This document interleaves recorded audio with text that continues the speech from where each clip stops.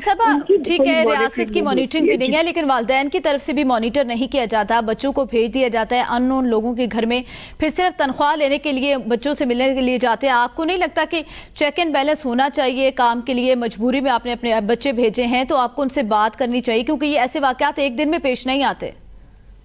इनकारी तो नहीं हूँ कि माँ बाप की जिम्मेदारी है, लेकिन हम किन माँ बाप की बात कर रहे हैं?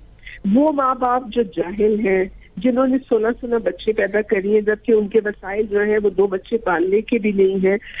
उनके पास जो है गुर्बत है और बीमारी है और लाचारी है, और वो अपने बच्चों के जो है, लेकिन बच्चे वो सिर्फ माँ बाप की, मैंने पहले भी मैं अपनी बात को रिपीट कर दी हूँ कि वो सिर्फ कोई बच्चा जो है वो सिर्फ उस घर की जिम्मेदारी नहीं है जिसमें वो पैदा हुआ है, वो आप हम सबकी जिम्मेदारी है। बट जो चिल्ड्रन है, they belong to the nation, they belong to society, they belong to the state. आज का बच्चा कल का मजदूर है, कल का वर्कर है, कल का वो इस मुल्क को आगे चलाने वालों में से है, तो वो हम सबकी कलेक्टिव रिस्पॉन्सिबिलिटी है।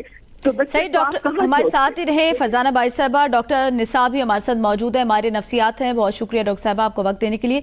ये बताइएगा कि कमसन बच्चियों पे तशद्दुद के आए रोज वाकयात सामने आते हैं, खवातीन को हरासा करने के वाकयात सामने आते हैं, क्या आप इसके ऊपर कमेंट करेंगी? फ्रस्ट्रेशन के हवाले से या अग्रेशन क्यों बढ़ता जा रहा है सोसाइटी के अंदर ज्यादा?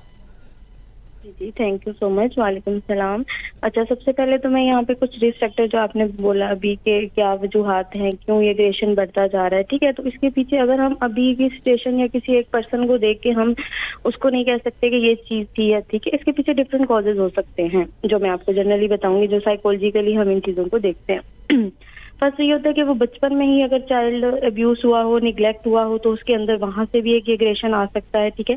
और आजकल जो फैमिली में रिलेशन हस्बैंड वाइफ के दरमियान भी जो आपने देखा होगा कॉन्फ्लिक्ट, मैरिटल कॉन्फ्लिक्ट आप कह सकती हैं, क्योंकि समटाइम फीमेल्स वहां पे एग्रेशन नहीं निकाल पाती हैं, ठीक है, तो वो फिर किसी तरह से मुलाजमा पे निकल जाता है, क्योंकि जो जाहिर सी बात है हस्बैंड पे नहीं निकल सका, घर पे किसी और पे नहीं निकाल सकी, तो मुलाजमा तो जाहिर सी बात आपको पता है ये एक चीज ऐसी है कि वो वहां पे उनको लगता है कि ये मैं इस पे अपना एग्रेशन निकाल सकती हूँ। इम्पल्सिविटी हो सकती है इसमें, जो भी फैमिलियर्स होते हैं उससे रिलेटेड जो भी इस क्लाइंट के हैं, तो मतलब आप देख रहे हैं कि अगर वो इम्पल्सिविटी है उसके अंदर तो आपको उस चीज को फौरन नोट आउट करना चाहिए।